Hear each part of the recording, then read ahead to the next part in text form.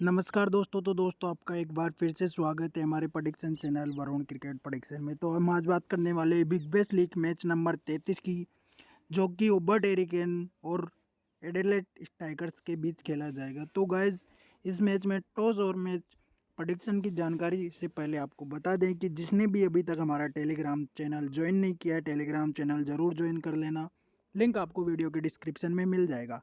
बाकी हम अब बात करते हैं टॉस प्रेडिक्शन के बारे में। तो टॉस विनर टीम रहेगी ओबर्ट हेरिकेन। बाकी टॉस में किसी भी प्रकार का चेंज या बदलाव होगा तो आपको टेलीग्राम पर अपडेट कर दिया जाएगा। तो टेलीग्राम लिंक ज़रूर ज्वाइन कर लेना। बाकी अगर आपको वीडियो अच्छा लगा हो तो वीडियो को लाइक करो, चैनल को सब्सक्राइब करो और कमेंट करके ज़रूर बताना।